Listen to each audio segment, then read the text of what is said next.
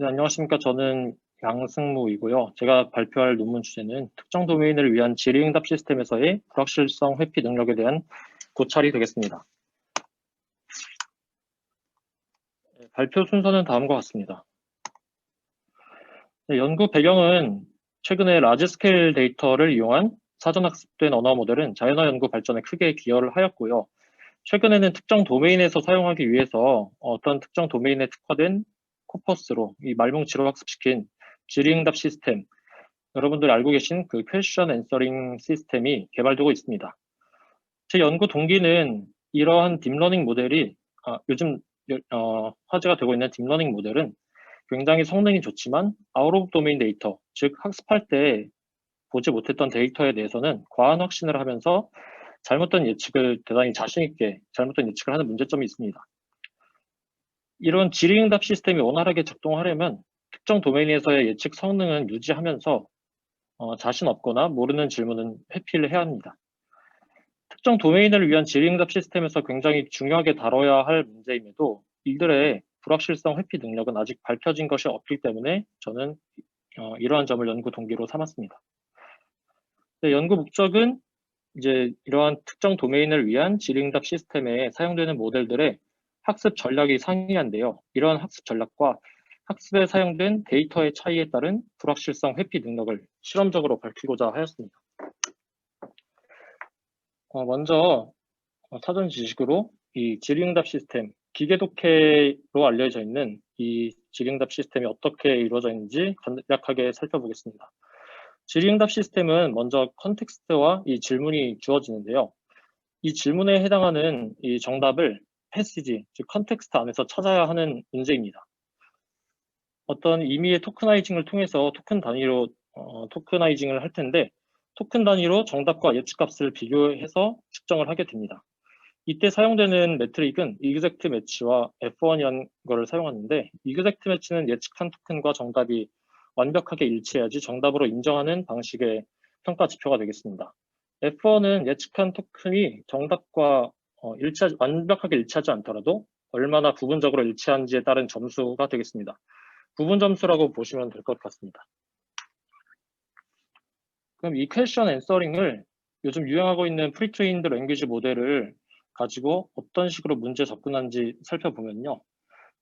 이제 이 퀘스천 앤서링을 일종의 다운스트림 태스크라고 봤을 때 정답의 시작과 끝에 해당하는 각각의 토큰을 그 위치를 찾는 토큰 클래시피케이션 문제로 변환을 합니다.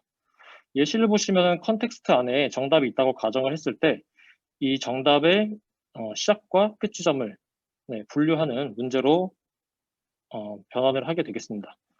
시작 지점과 끝 지점을 찾아서 이렇게 인덱싱을 하면은 그 정답에 해당하는 문장이 질문의 정답에 해당하는 정답이 나올 것입니다. 네, 앞서 말씀드린 것처럼 그렇다면 이 질의응답 시스템에서 불확실성을 잘 걸러내는 게 왜 중요한지 예시를 들어보는 그림인데요. 총 3가지 질문과 정답이 있습니다. 첫 번째는 정상적으로 이 파이낸스 QA 시스템 챗봇으로 예를 들었는데 정상적인 질문과 정답이 있는 것을 확인할 수 있고요. 두 번째는 엉뚱한 질문이 들어왔는데 어쨌든 이게 금융 도메인을 위한 챗봇이기 때문에 금융에 대한 대답을 어쨌든 엉뚱한 대답을 한 것을 볼 수 있습니다. 세 번째 같은 경우는 엉뚱한 질문이 들어왔는데 그럼에도 불구하고 우리가 알지 못하는 질문이라고 정확하게 즉답을 회피하는 것을 확인할 수 있습니다.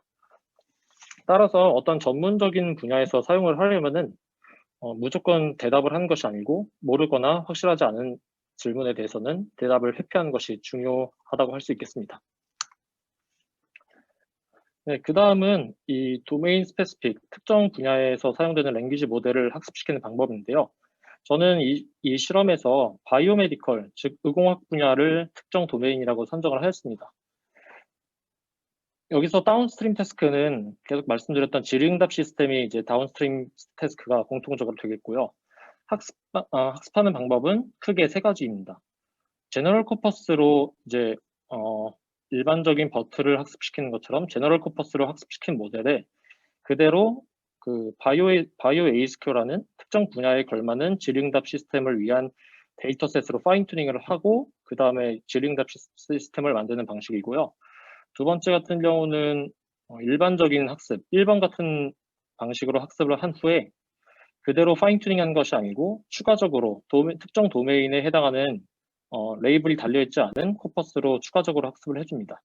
그 다음에 이제 바이오에이스큐 데이터로 파인 튜닝을 하는 방법이고, 마지막 방법은 처음부터 이제 제너럴 코퍼스를 사용하지 않고 처음부터 스페시픽한 도메인으로 학습을 시키는 방법입니다. 계속 학습을 시킨 다음에 그 다음에 특정 분야에 해당하는 그 태스크에 어울리는 데이터셋으로 파인 튜닝을 한 후에 질의응답 시스템을 만드는 방식이 되겠습니다. 첫 번째 방식은 많이 알고 계신 버트의 일반적인 파인 튜닝 방식이라고 생각하시면 되고요. 두 번째와 세 번째 같은 경우는 이제 각각 바이오버트라는 모델과 이제 일명 펀메드버트라는 모델이 되겠습니다. 각각의 모델의 장점과 단점은 다음과 같습니다. 네, 그래서 이제 기존 연구를 살펴볼 건데, 아웃 오브 도메인 디텍션에 관한 연구는 다음과 같습니다. 이러한 연구들이 있었습니다. 그래서 제 연구 방법은 이제 저는 총 5가지 모델을 사용했는데요. 이 모델들, 이제 버트, 바이오버트, 펀메드버트, 바이오메드 로베르타, 스펜버트 이렇게 총 5가지 모델을 썼는데 이 모델들을 선정한 이유는요. 다음과 같습니다. 사전학습 과정에서 스페시픽한 도메인을 사용했는지 안 했는지에 따른 비교를 하기 위함이고, 그리고 스페시픽한 어떤 특정 도메인을 사용했다고 하더라도 이 사전학습 방식이 서로 상이합니다. 그래서 이런 사전학습 방식에 따른 비교를 하기 위해서 선정을 하였고요.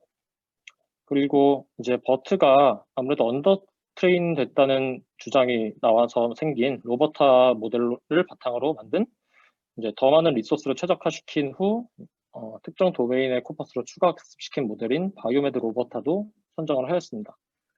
그리고 마지막으로는 사전 학습할 때 특정 도메인의 코퍼스를 사용하지 않았지만 이 기존 버트가 사용한 마스킹 방식과 조금 다른 마스킹 전략을 사용한 모델인 스팸버트를 선정하여서 마스킹 전략 차이에 따른 모델 간 비교를 하기 위해서 선정하였습니다. 기본적으로 실험에 사용된 모든 아키텍처는 버트 베이스와 동일하겠습니다. 사용된 실험 데이터는 제가 의공학 분야를 특정 도메인이라고 선정을 했다고 말씀드렸는데 질의응답 시스템 특정 도메인에서 이제 바이오 분야에서 사용되는 질의응답 데이터인 바이오에이스큐를 인도메인 데이터로 사용하였고요. 그리고 아웃 오브 도메인 데이터로는 2가지 데이터셋을 선정하였는데 각각 스쿼드와 MS 마르코가 되겠습니다. 스쿼드 같은 경우는 굉장히 널리 알려진 벤치마크 데이터셋이 되겠고, 마르코 같은 경우는 이제 MS에서 만든 데이터셋인데 5가지의 도메인을 각각 수집한 데이터셋이라고 보시면 되겠습니다. 네, 실험 방법입니다.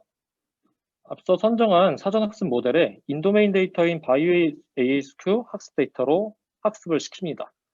이 과정이 이제 파인 튜닝 과정이 되겠고, 그 후에 파인 튜닝이 완료된 후에 인도메인에 해당하는 바이오ASQ와 아웃도메인에 해당하는 나머지 스쿼드와 MS 마르코 이 데이터셋에 해당하는 테스트 데이터에 대해서 각각 이제 추론을 합니다. 추론을 하면은 우리가 소프트맥스 값을 확률 값을 얻을 텐데 그 결과 중 가장 큰 값을 이제 맥시멈 소프트맥스 프로바빌리티를 이 모델의 확신도 즉 컨피던스 스코어로 사용을 합니다.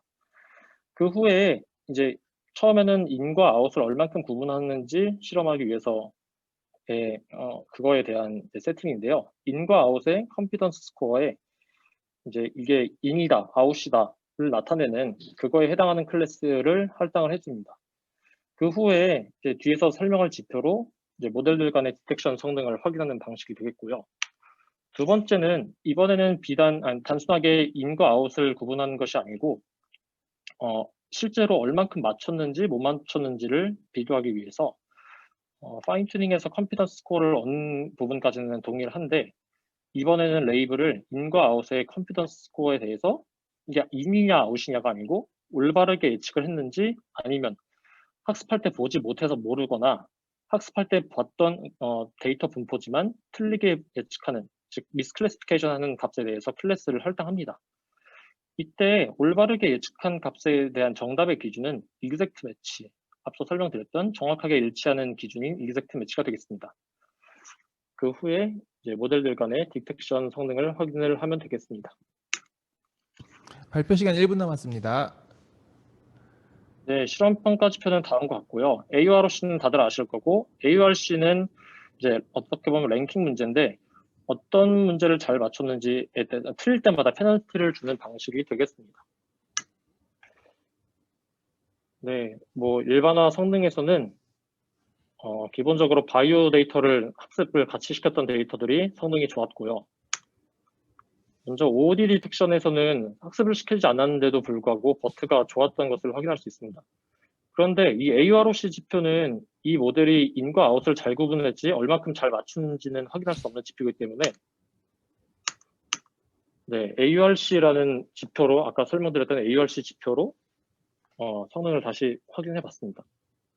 이랬을 때 AURC는 바이오 코퍼스를 사용한 모델들이 성능이 좋았는데 사용하지 않더라도 스팬버트라고 아까 말씀드렸던 마스킹 전략이 다른 모델이 성능이 비슷했던